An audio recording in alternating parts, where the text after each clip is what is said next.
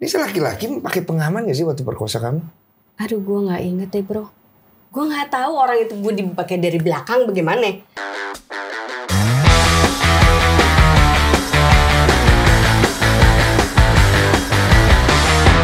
Hages apa sih namanya? Hages Budiman aja. Hages Budiman. Gue lihat lu di salah satu YouTube bercerita tentang The Bodos kalau gue nggak salah. Ya. Itu lu bercerita tentang, maaf nih ya, lu diperkosa, ya. Lu HIV, yes. Lu punya anak autis, ya. Suami lu narkoboy. Bapak gue mafioso, apalagi. Tapi waktu itu gue belum denger baik-baik tuh. Itu mungkin kayaknya lu belum siap sih untuk cerita kayak yang waktu pas bagian lu mengalami pemerkosaan itu kan. Kita mau mulai dari mana? Terserah lu deh. Ngalir aja. Maksudnya ya. Background dulu kali dari ya? Background, boleh. Oke. Gue terlahir dari keluarga yang broken home.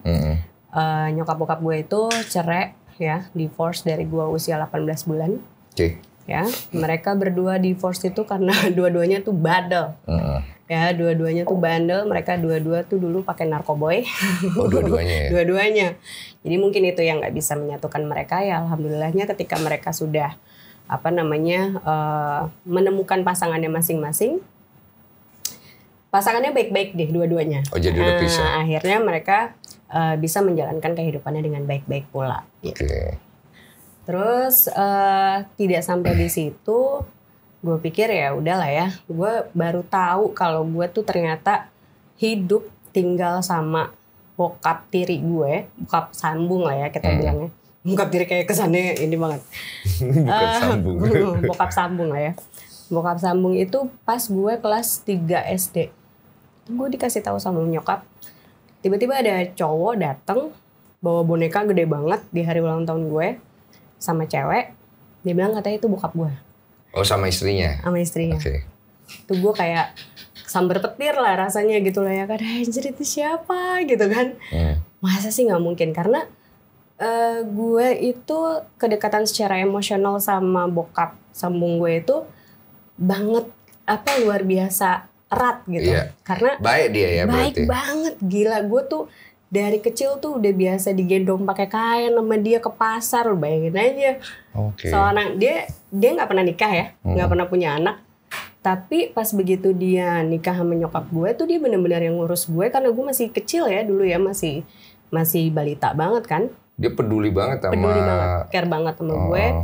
Tiap pagi gue selalu tuh sebelum dia berangkat kerja tuh pasti gue keliling dulu tuh naik Vespa apa segala macam kan. Pokoknya momen-momen gue punya sosok seorang ayah tuh ada di dia semua nih. Ternyata ini figurnya bagus. Bagus banget. Tiba-tiba gue harus menerima kenyataan di usia kelas 3 SD. Kelas 3 SD. Ternyata dia bukan bokap gue. Itu rasanya gitu kan. Itu umur berapa ya? Sekitar 9 tahun lah ya. Oh, kamu udah bisa mencerna lah ibaratnya. Pas kamu lihat itu gimana kamu akhirnya? Awalnya sih marah pasti. Marah maksudnya aku nggak mau punya papa yang lain. Aku maunya papi gitu. Aku nggak mau ada papa, aku nggak mau ada siapapun gitu.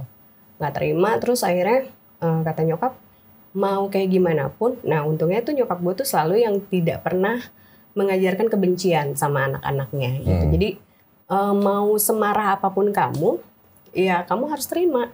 Bagaimanapun dia tuh bapak kamu gitu. Mau sejelek apapun dia, tetap dia bapak kamu. Yang satunya lagi itu adalah ibu sambung kamu. Kamu harus terima itu adalah istri dari bapakmu gitu. Ya udah akhirnya dari mulai situ gue mulai agak ya udahlah gue berdamai aja lah sama keadaan, mau gimana lagi gitu kan.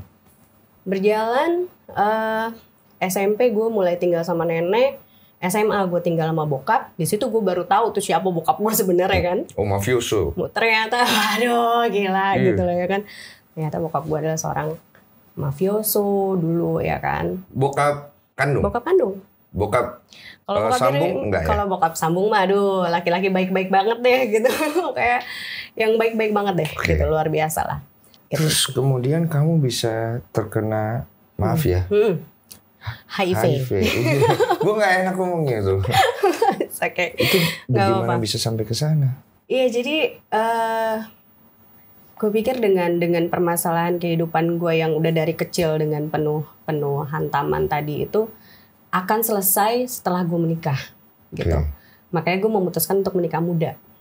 Gue memutuskan untuk menikah muda, umur sekitar 23 tahun. Tapi dari umur 19 tahun tuh gue udah berpikir gue mau nikah muda. Pokoknya umur 20 kalau bisa gue nikah. Tunggu, dasar apa mau nikah muda itu? Untuk keluar dari keluarga? Karena gue pengen keluar dari keluarga gitu. Pengen punya keluarga sendiri. Gue capek sama keluarga gue gitu. Keluarga bokap gue begini, keluarga nyokap gue begini gitu lah kan. Keluarga bokap gue semua jentik jari ada, tapi penuh dengan ketegangan. Kalau nyokap gue tuh semua penuh dengan kedamaian, tapi penuh dengan kekurangan ekonomi gitu loh ya kan, kayak gitu. Susah. Jadi susah di ekonomi gitu kan. Jadi gue, terus gue jadi tulang punggung keluarga juga dulu gitu kan. Jadi gue pikir menikah ini akan menyelesaikan masalah gue gitu. Bertemu nih gue dengan laki-laki yang mengandung, yang mengaku, mengandung gue yang mengandung, yang mengaku bahwa dia adalah seorang ex-user. Ya, dia adalah seorang mantan pecandu narkoba. Gitu. Tanpa gue tahu tuh ya kan narkoba tuh apa, terus dia gitu. Oh, kamu nggak tahu, nggak pernah pakai ya? Nggak pernah pakai. Walaupun bokap gue kayak begitu ya kan, cuma gue nggak pernah peduli lah gitu. Abang gue semua pada make, cuma gue nggak pernah mau sentuh tuh barang karena gue tahu betul tuh barang jahanam ini lah ya yang kita sebut itu.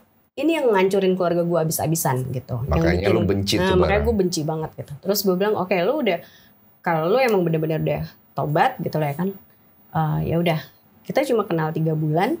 Gue bilang bawa keluarga lu ke rumah gue, lu nikahin gue. Bener dia bawa keluarganya ke rumah gue di ya udah lah ya, prosesi pernikahan apa segala macem. 1 bulan nikah, gue langsung hamil. Tahun depannya gue melahirkan, 40 hari setelah gue melahirkan, laki gue sakit, jebret. Sakit, dalam 2 minggu doang, wasting syndrome, semua tiba-tiba wasting syndrome tuh dia kayak kekurangan, kehilangan berat badannya. Iya, jadi kurus. Mulutnya penuh jamur, diare, terus akhirnya dicek sama dokter, semuanya positif tuh.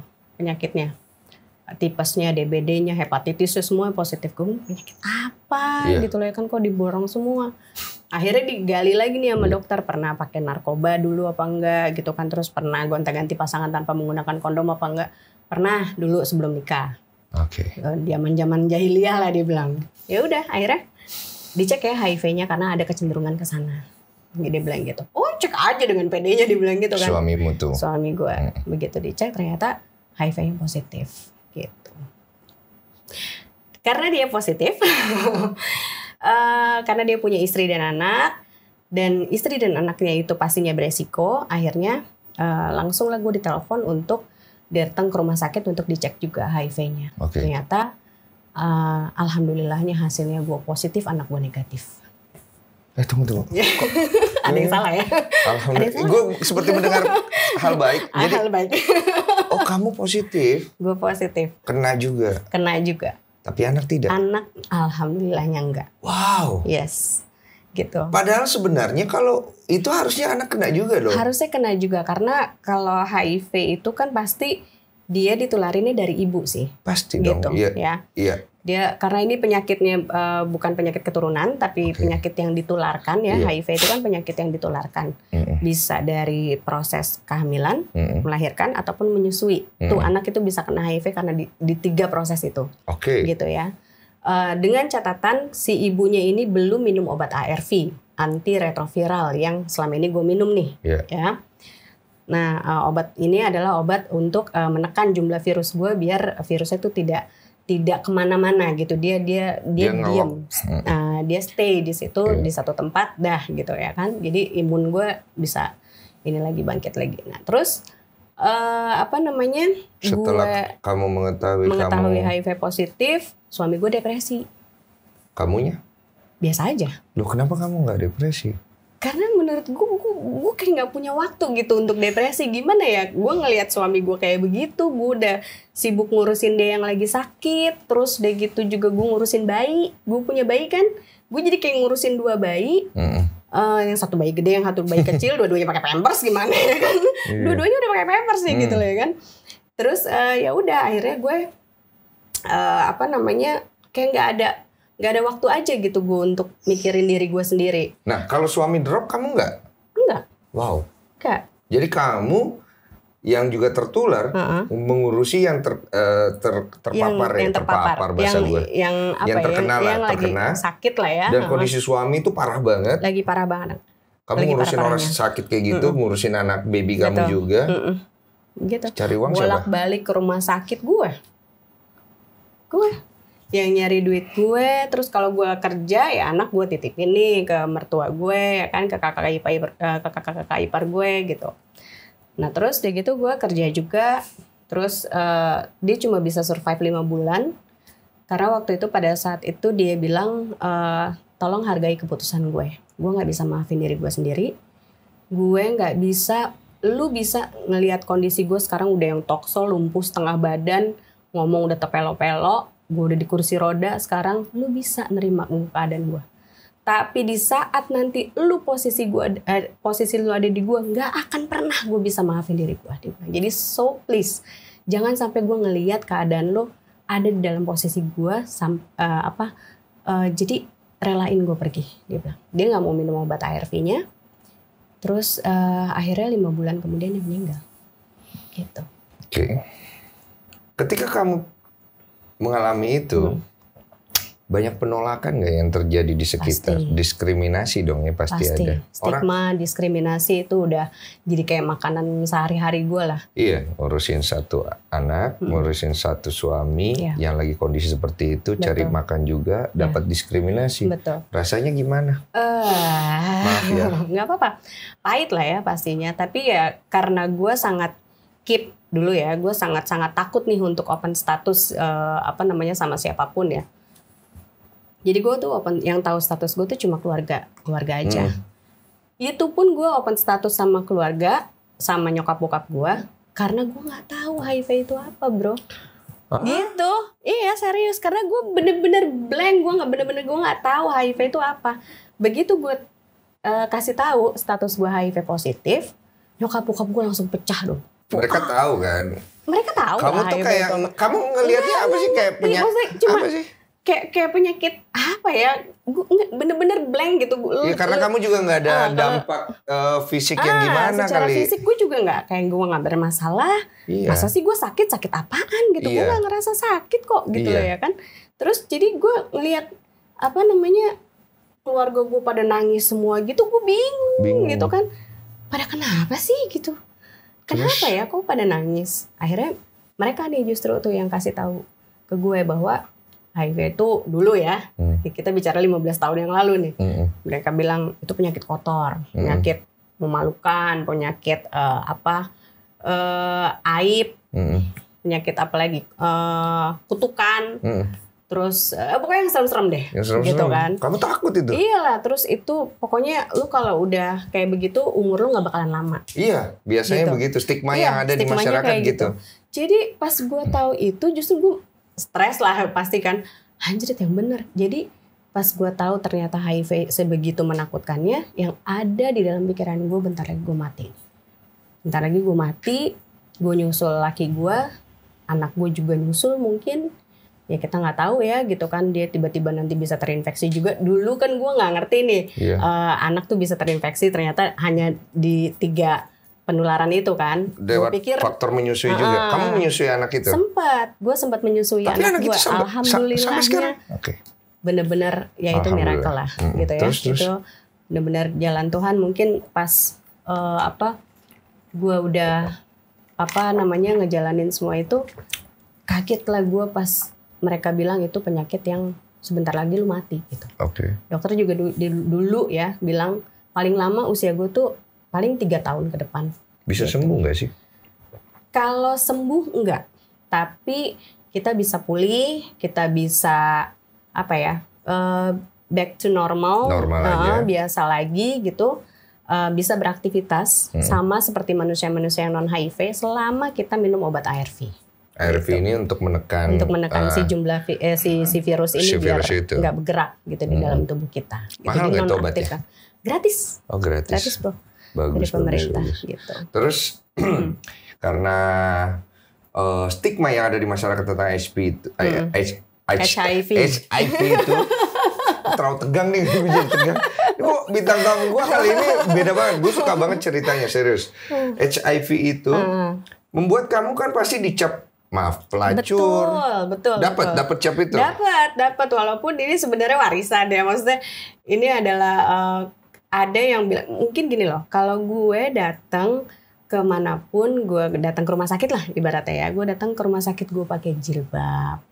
Mohon maaf nih ya, gitu lah kan gue yang dengan dengan yang muslimah yang kayak gimana, orang akan respect sama gue, gitu ya. Karena mereka kenapa Mbak bisa kena HIV? Oh saya dapat dari suami gitu.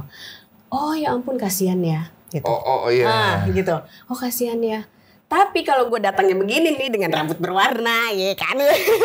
Tapi rambut gue kan diwarnain karena gue beruban dari dulu. Terus dari dulu emang pigmen rambut gue tuh bermasalah gitu. Baru usia 26 sih kalau lihat. Terus gitu terus rambut gue yang diwarnain, terus udah gitu gue emang suka fashion gitu lah kan, suka tampil dengan fashionable dari dulu gue ngikutin gaya-gaya ini gitu loh ya. Gue datang ke rumah sakit dengan high heels dengan gaya langsung dari atas ke bawah lacur nih. Kalau nggak simpenan, kalau nggak apalah gitu. Tapi memang nggak bisa disalahin juga sih. Gitu. Dan gue nggak mau pikir, Bella gue nggak mau. Maksudnya gue nggak peduli lu mau ngomongin apa juga gitu. Kemudian kamu kan harus tetap bertahan hidup dengan semua kondisi yang kamu cerita tadi, yang aku yakin itu hanya mempersingkat cerita aja kan, itu banyak banget struggle-nya. Betul. Kamu akhirnya kerja sebagai insurance ya kalau nggak salah ya? Betul, salah satu.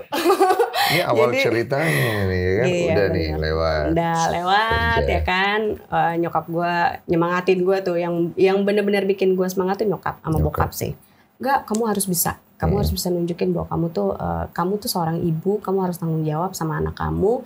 Kamu nggak tahu bagaimana rasanya kita sebagai orang tua nih punya anak yang HIV positif. Nah, anak kamu itu sehat, jadi dia masih butuh kamu. So kamu harus tetap kerja, kamu harus tetap struggle. Oke, gue kerja, ya kan? Gue kerja sebagai pegawai insurance.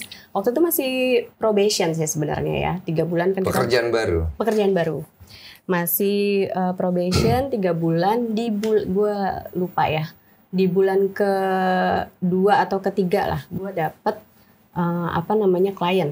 Nah, awal-awal gue di insurance itu memang sih senior-senior pada bilang, "Gas, hati-hati ya lu." Mereka bilangnya lu cantik, lu masih muda, lu jangan sampai mereka tuh nanti ngapa-ngapain lu. Kalau mereka mau ketemuannya di hotel jangan mau gitu. Emang kenapa gitu? Gue masih dengan polosnya kan. Enggak, soalnya stigmanya kita nih cewek-cewek insurance nih, siapa yang mau beli polis kita itu bisa kita bisa ngelayanin mereka gitu. Ada stigma itu. Ada stigma itu dulu. Dan memang sebenarnya ada nggak sih? Dibilang ada, tapi mungkin oknum jatuhnya. Mungkin oknum. Di mana-mana oknum ada kan? Pasti ada gitu. Tapi kan akhirnya profesinya kena semua kan? Kena semua, betul. Terus? Dulu gue waktu zaman SPG-an juga begitu ya kan? SPG-an juga gitu kan. Kesannya murahan aja semuanya. Cewek SPG tuh begitu. Gue masuk ke insurance begitu juga. Kata gue, enggak lah, gue gak kayak gitu. Nah, sialnya gue dapet klien gue tuh punya pemikiran seperti itu. Nah, dia memanfaatkan mungkin ya gitu kepolosan gue nih gitu. Gue kan orangnya yang lempeng-lempeng aja lah, nggak mau negative thinking sama orang. Ya udah terus dia bilang, "Oke, gue mau beli polis lu dan ada temen gue nih yang mau beli juga." Gitu. Kita ketemuan nih sama dia gitu. Di mana? Di mana, Pak?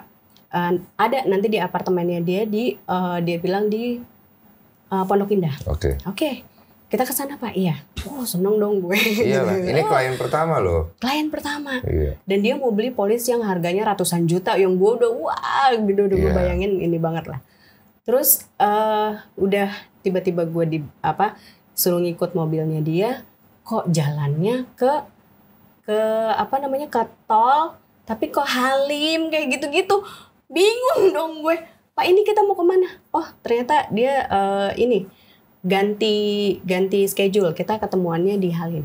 Oke. Oh oke, masih positif tuh. Itu kamu di mobil siapa? Di mobil dia. Oke, ini udah ketemu kan di mobil dia? Di mobil dia. Udah kan, gue ketemuan sama dia itu di Pelangi sih, Plaza Semanggi dulu. Kita janjian di situ, terus baru gue ikut tuh mobilnya dia. Ke Halim. Ke Halim. Udah, terus tiba-tiba berhentilah di salah satu kayak motel gitu di pinggir tol di Halim. Pak di sini Pak ketemuannya? Iya di sini. Udah langsung gue dibawa ke kamar, langsung dikunci pintunya sama dia, dan gue langsung ditodongin pisau.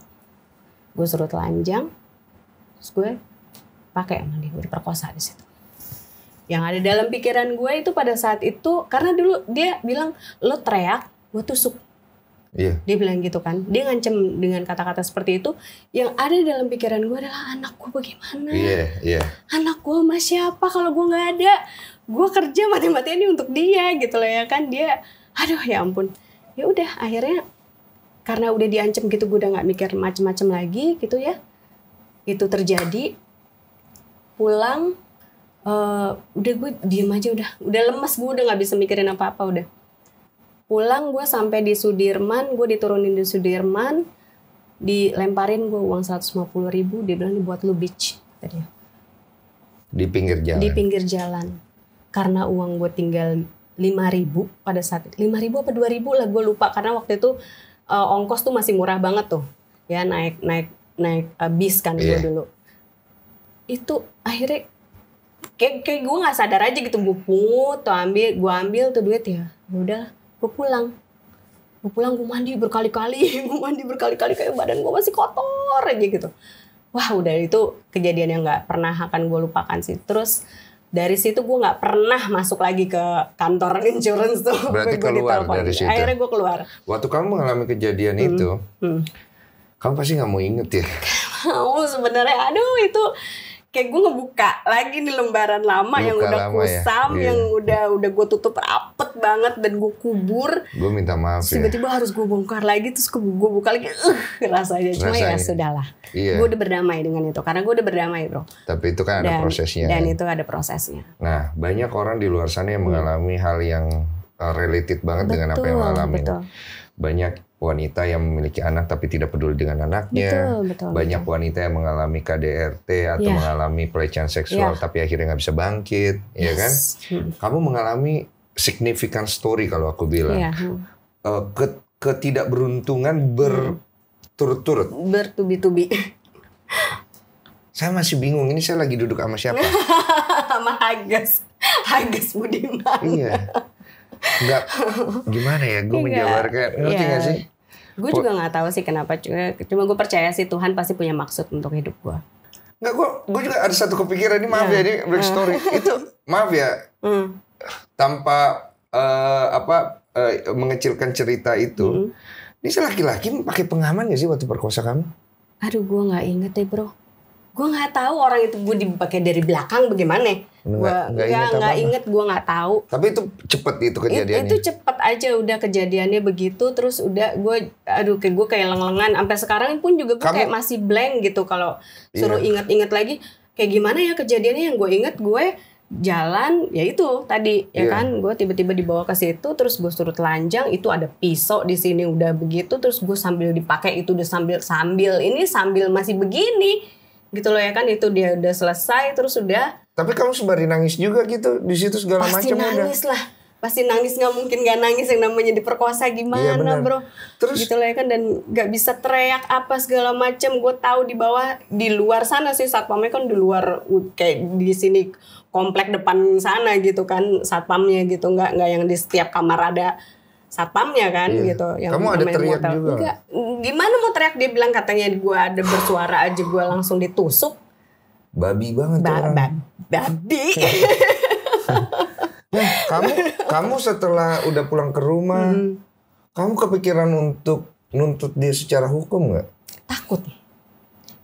Gue di situ gue berantem sama diri gue sendiri, jujur. Kalau gue tuntut dia secara hukum, gue takut nanti dia tahu status gue HIV positif. Dan itu akan berbalik ke gue. Benar gak? Menurut lu gimana?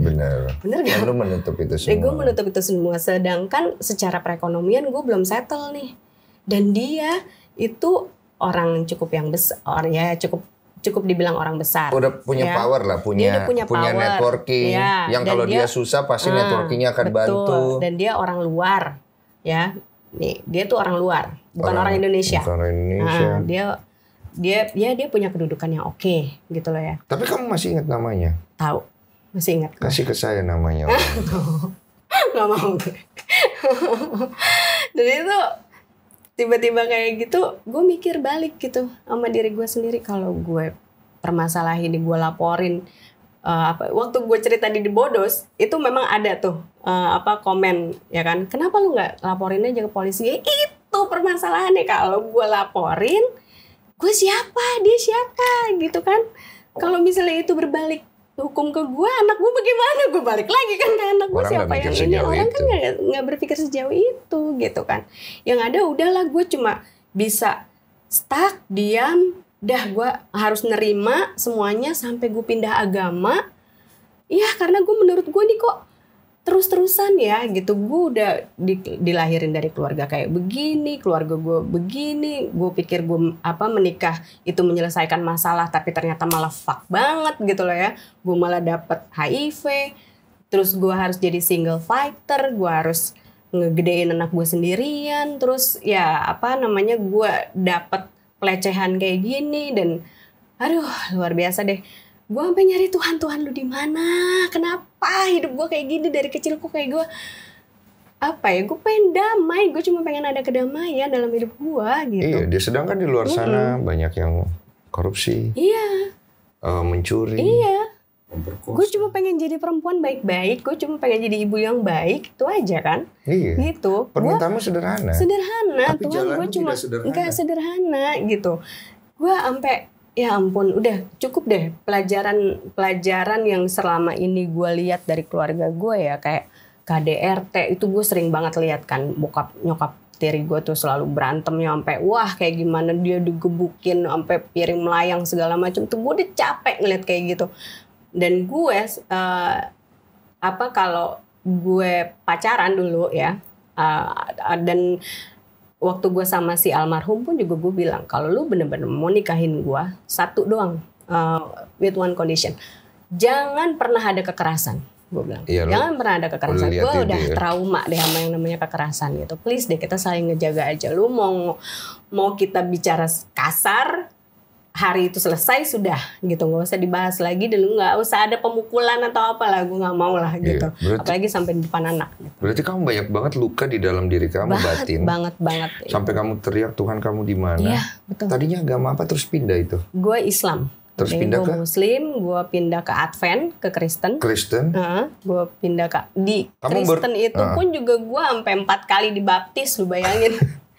Dari Advent terus gue ke Pentakosta, terus begitu ke apalagi lah namanya tuh, ada banyak gitu. Iya itu.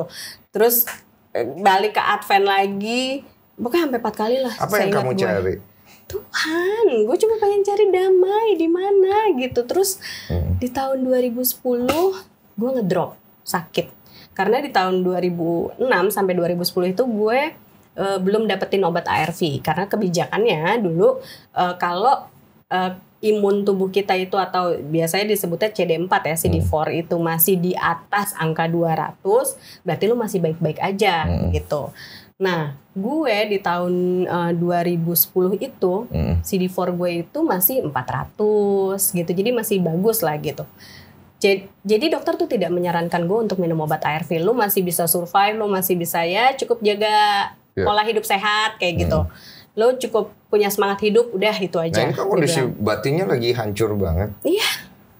Terus kamu katanya sempat dengar banyak bisikan, itu di kejadian itu? Enggak.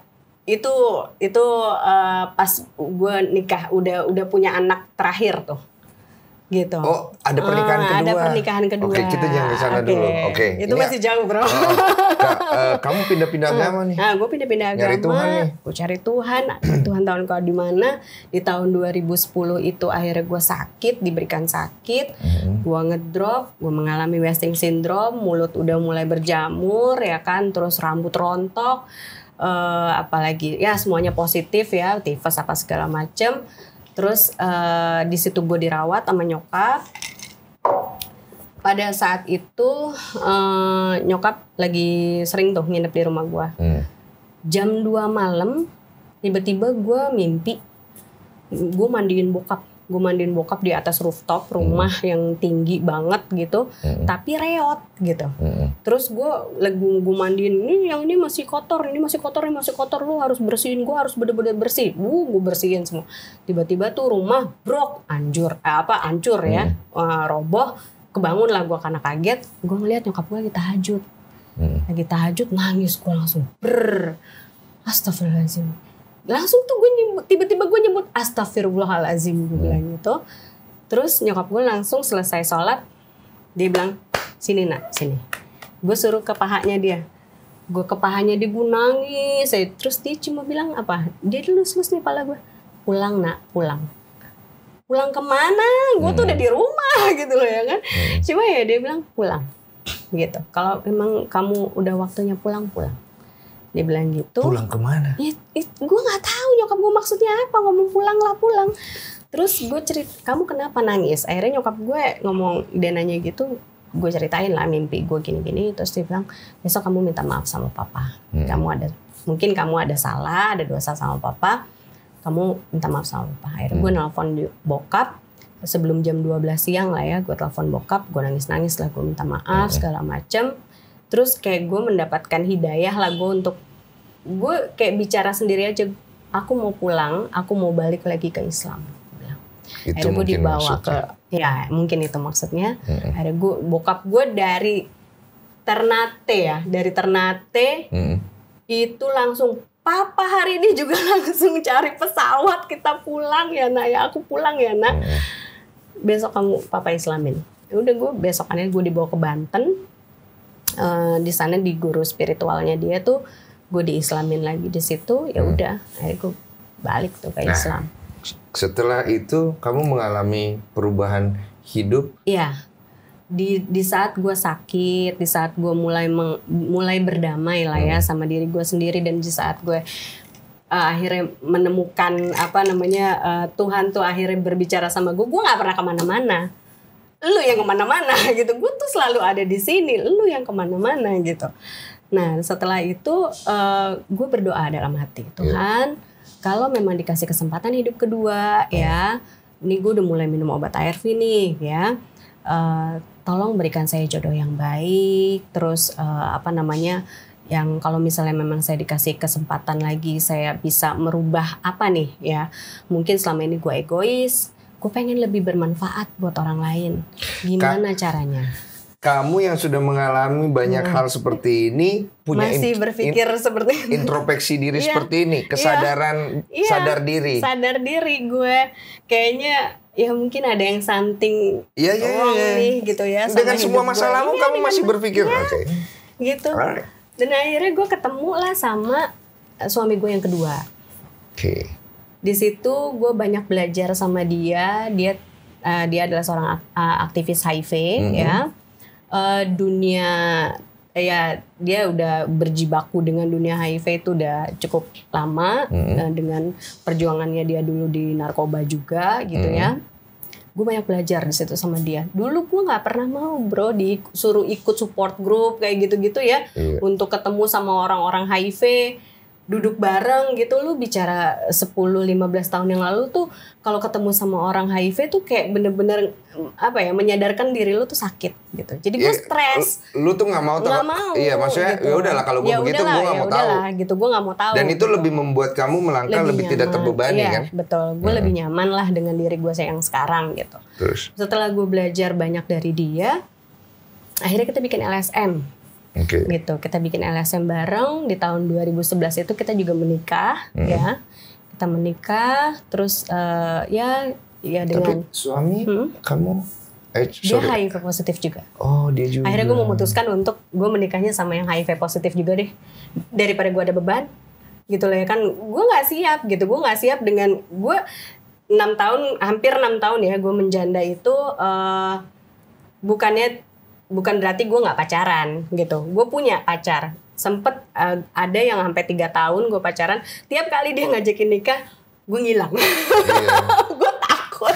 Padahal dia tahu gue HIV positif. Gue setiap kali gue deket sama cowok, gue selalu bilang gue HIV positif. Lo mau terima gue apa enggak? Lo nggak mau ya udah. Kamu udah bisa berdamai kan sama itu. Lo mau terima gue syukur, nggak mau terima ya udah. Gitu. Mendingan lo ngomong dari sekarang. Ada cowok yang mau, tapi kamu yang kabur. Iya, gue yang malah kabur gitu. Kenapa kabur? Karena gue nggak mau jadi beban moral aja sih buat gue ketika nanti gue akhirnya nih amit-amit ya kalau tiba-tiba dia ketularan juga gitu loh ya kan. Walaupun dokter udah bilang lu kalau udah minum obat ARV virus lo itu akan tertidur dan lo nggak akan bisa menularkan ke pasangan lo ataupun ke anak lo. Lu boleh nikah, lu boleh punya anak lagi gitu. Oh, oke. Boleh, dia bilang gitu kan. Tapi itu di tahun 2011-an tuh ya, pas gue mau memutuskan untuk menikah lagi nih sama beliau gitu. Tapi di bawah tahun itu dokter tuh dulu bicaranya beda bro. Beda ya. Masih yang kalau kamu udah HIV positif kayak gini lebih baik kamu nggak usah nikah deh, nggak usah daripada nanti kamu nularin ke stigma itu masih ada masih ya. ada Padahal di dunia kesehatan loh. Betul, ada perkembangan di dunia kesehatan di mana itu sebenarnya udah oke aja. Udah secure lah ya sebenarnya kan. Terus udah aman. Kamu menikah punya keturunan? Alhamdulillah dikasih keturunan. Dia bawa 1 nih kan kita DJ nih ya, dudain jande. DJ. Kamu 1 dia 1. Dia 1 kita bikin lagi 2. 2 dapat 2. 4 ya. Dan maaf yang 2 ini apa? Semuanya negatif dan karena dua-duanya ini gue ikut program namanya PPIA, program pencegahan penularan dari ibu ke anak. Caranya 1, gue sama suami itu harus sudah minum obat ARV minimal 6 bulan. Itu sudah oke ya. Terus yang kedua, gue dicek nih viral load atau jumlah virus kita berdua nih udah tidak terdeteksi atau tidak gitu ya. Kalau sudah dua-duanya tidak terdeteksi udah aman. Istilahnya lu udah nggak bisa lagi tuh menularkan ke pasangan lo ataupun ke anak lo. Terus yang ketiga, jumlah CD4 tadi yang gue bilang, jumlah imun kita ya, sel kekebalan tubuh. Nah itu harus di atas angka 400 di atas angka ya. 400. Karena normalnya itu 410 sampai dengan 1599. Nah terus gue dan suami sudah memenuhi syarat itu. Si suami boleh buka kondom pada saat gue masa subur. Gitu. Oh, tetap pakai pelindung. Tetap pakai pelindung. Sampai sekarang juga masih tetap itu. Kondom tuh harga mati. Karena walaupun kita sama-sama HIV positif, jenis virus kita tuh ternyata beda. Gitu, ada perbedaan virus. Terus kan gue juga nggak pernah tahu nih apa yang ada dalam tubuh gue, penyakit apa aja, apa yang ada dalam tubuh dia, ada penyakit apa aja, nanti ada pertukaran penyakit lagi, kayak gitu-gitu loh bro. Tapi keren sih maksudnya. Bisa punya anak 2 dan tidak itu. Alhamdulillah. Nah, aku dengar akhirnya kamu cukup stres tuh ketika anak yang paling bungsu lahir. Betul. Mohon maaf, dia keterbelakangan. Betul. Autis. Iya. Autis bukan masuk keterbelakangan ya? Gua nggak ngerti sih. Ya pokoknya autis lah ya. Pokoknya autis sih. Gitu. Sempet kamu mau patahin lehernya katanya. Iya. Ini kalau bicara soal anak agak sensitif juga. Karena mereka itu adalah alasan untuk gue mau bertahan hidup sebenarnya. Nah, perjalanan pernikahan gue sama suami gue ini nggak baik-baik aja juga gitu ya kan. Justru ketika dia diangkat sebagai koordinator nasional di sebuah jaringan nasional di Indonesia gitu ya, itu rumah tangga gue diuji. Dia pakai narkoba lagi. Jatuh. Oh dulu dia pemakai. Dulu kan dia sudah pemakai berhenti. Ex-user, dia berhenti, dia nikah sama gue. Dia berhentinya tahun 99 loh. Udah lama. Udah lama banget kan. Dia pakai lagi tiba-tiba, dan itu cara makainya itu sama seperti yang dulu, dia kecanduan yang dulu gitu, parah. Sampai gue mengalami kayak kekerasan ekonomi lah ya. Karena dia habis uangnya buat beli narkoba. setiap kali dia ada pertemuan apa, meeting apa segala macam, ada duit nggak ada. Jadi gue harus cari duit juga gitu loh ya. Gue cari duit sampai gue udah cari duit aja, duit gue dicolong sama dia. Kesel galau. Iya. Dicolong sama dia dan stres berat gue. Dan dari mulai situ plus gue setelah gue melahirkan anak terakhir nih ya, itu gue kena sindrom tuh yang namanya postpartum syndrome. Apa itu? Jadi lebih berat dari baby blue, mungkin lo pernah dengar baby blues. Kalau baby blues tuh kan cuma 2 minggu atau 1 bulan paling lama. Kalau ini kok berkelanjutan gitu. Jadi lu punya ada rasa kekhawatiran yang berlebihan, terus yaitu anxiety, terus kecemasan yang parah banget, sampai lu ngeliatin anak lu nih napas apa enggak gitu. Lagi tidur minum susu, gue bilang nih napas kayak anak gue. Dan gue tuh udah halu. Dan gue bisa berminggu-minggu di dalam kamar sama anak gue, sampai jarang mandi, cuma buat ngejagain dia doang gitu. Terus gue memang punya feeling nih anak beda nih sama kakak-kakaknya gitu. Kayaknya ada something wrong nih sama dia, cuma ya laki gue lagi masa ini kan lagi asik-asik sama dunia narkoba, dia cuek aja. Gue mau ngomong apa juga bodo amat, dia dengan udahlah dia dengan suntikannya aja udah kamu tinggal kamu nih. Ya udah tinggal gue nih gitu kan, yang cuma bisa iniin anak-anak gitu. Setiap kali dia mabok, anak-anak gue nanya, "Ayah kenapa sih? Ayah kenapa sih kayak begitu?" Karena jeduk gitu kan ya, nggak enak banget ya dilihatnya gitu. Dan itu jadi trigger juga buat gue, karena gue jadi inget keluarga gue dulu gitu ya. Aduh, stres banget. Terus jadi timbul tuh tiba-tiba gue ngerasa banyak bisikan-bisikan datang. Gue ngerasa banyak bisikan-bisikan yang kayak ada sesuatu yang ingin menguasai jiwa dan raga lu. Lu berantem sama diri lu sendiri tuh capek kan, bro? Gitu ya. Bisikan karena lu disuruh sama dia gitu, kayak dia naik ke lantai 14 terus lu terjun, kayak enak nih. Lu ambil pisau nih, anak lu lagi pada berantem nih. Lu ambil pisau, lu robek-robekin mulutnya, terus udah gitu lu pegang kepala bayi lu patahin. Lu gimana coba itu, bro? Dibisikin gue kayak gitu tuh. Jelas banget. Cicak. Kaget ya. Gue itu bisikan cicak. Enggak, kalau cicak bunyi biasa katanya bener. Itu jelas. Jadi gue lagi nyuapin anak gue nih, si bayi ya. Terus nih yang 2 berantem nih, berebutan gadget. Itu ke-trigger tuh. Biasanya gue ke-trigger, terus langsung yang aneh-aneh bisikannya kayak gitu. Yang terakhir yang paling jelas gue denger ya itu, nih kayaknya lu harus selesaikan ini. Lu ke dapur, lu ambil pisau, lu robekin mulut anak lo, terus lu pegang pala anak lu patahin. Itu jelas gue udah pegang pala anak gue, bro. Tinggal gue gituin aja. Gue udah pegang begini, anak gue yang gede mulai sadar tuh, something wrong nih sama mak gue nih. Beda nih mak gue nih gerak-geriknya nih gitu kan. Soalnya gue udah mulai gemeteran. Terus baru tuh dia bilang, Mom, are you okay? Mom, stop. Ya, kita baik-baik aja. Kita nggak jadi berantem. Sini makanan adek ya, mami bobo gih. Kayaknya mami kecapean. Tuh anak gue yang gede itu kayaknya udah mulai bisa ngebaca gue untungnya ya. Terus dia bilang, udah mami tidur, mami istirahat. Gue langsung masuk ke kamar, gue ambil selimut, gue tutup muka gue ambil bantal, gue teriak sekencang-kencangnya. Wah, udah gitu baru tuh laki gue, ada apa? Laki emang selalu gitu guys.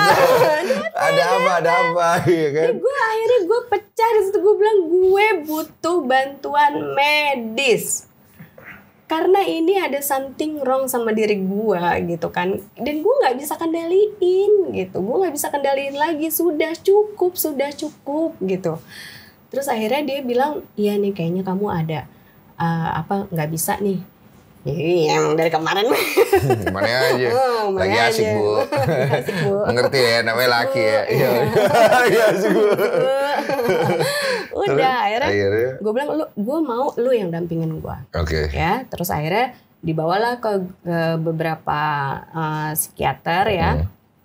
Ya situlah banyak ada psikolog juga. Jadi gue ke psikolog juga, gue ke psikiater juga.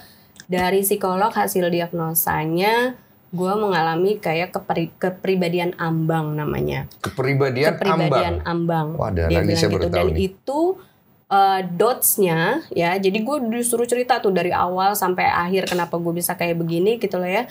Dia bilang ini gue punya trigger masa lalu yang nggak selesai ya, dan itu pemicunya dari gue kelas 3 SD. Setelah gue ingat-ingat lagi itu yang kita cerita awal ya, baru pertama kali gue tahu siapa bapak gue dari situ.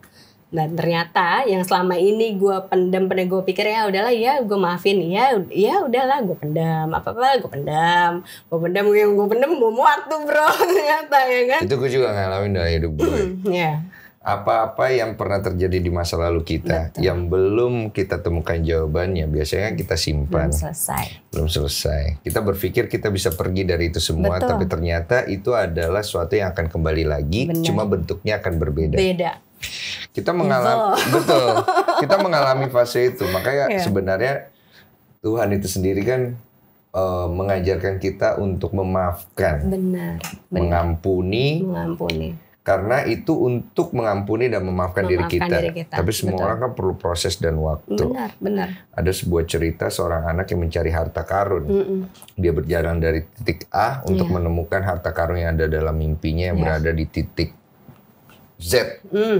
Dia berjalan begitu jauh, berproses begitu jauh, melewati begitu banyak pengalaman hidup. Ternyata harta karun itu nggak ada di titik Z. Ketika dia bertemu satu orang tua di sana, orang tua itu berkata, pulanglah ke awal. Kan? Tuh kan? Iya. Dan ketika anak itu pulang ke awal, harta karun itu ternyata ada di sana. Kenapa dia tidak bisa melihat itu di awal? Karena dia perlu satu proses yang untuk menajamkan dirinya, sehingga dia bisa melihat dengan lebih jelas bahwa ternyata harta karun itu adalah hatinya sendiri. Betul lah. Keren. Thank you udah sharing ya. Sama-sama. Ada pengen ini nggak sampein buat, kan banyak banget wanita-wanita di luar sana. Minum ya? Iya, yang mengalami kondisi HIV, kondisi pemerkosaan, kondisi macam-macam. Apa yang bisa kamu berikan untuk mereka? Memang ya kondisi yang seperti itu memang membuat kita merasa sangat tidak nyaman pastinya ya. Tapi satu lagi yang selalu gue share ke teman-teman itu adalah berdamailah sama diri kita sendiri. Karena tanpa lu berdamai ya sama diri lu sendiri, lu gak akan pernah bisa berdamai sama keadaan di sekitar lo. Gitu, yang akhirnya nanti lu akan menjadi self stigma buat lo.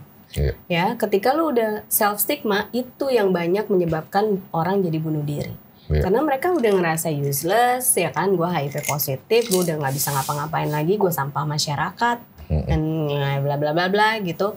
Nah itu gue nggak mau teman-teman Oda atau orang dengan HIV/AIDS itu mereka ada di dalam fase self stigma itu, gitu. Jadi cobalah untuk berdamai sama diri kita sendiri, memaafkan ya yang sudah terjadi sudah. Tapi perbaiki semuanya gitu. Gue sih pengennya kayak gitu. Dan ternyata setelah gue kan open status tentang HIV gue itu dari tahun 2013 ya di media sebenarnya.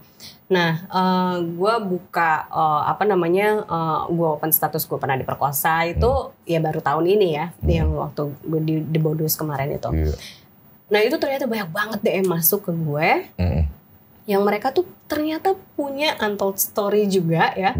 Banyak banget, dan itu bikin gue ternganga-nganga deh. Ada yang lebih serem-serem ya? Ada lebih serem lagi bro gitu ya. Ada yang dia diperkosa sama kakaknya, ada yang dia memperkosa ibunya, ada yang dia begini, ada yang dia begitu, ada yang macam-macam deh.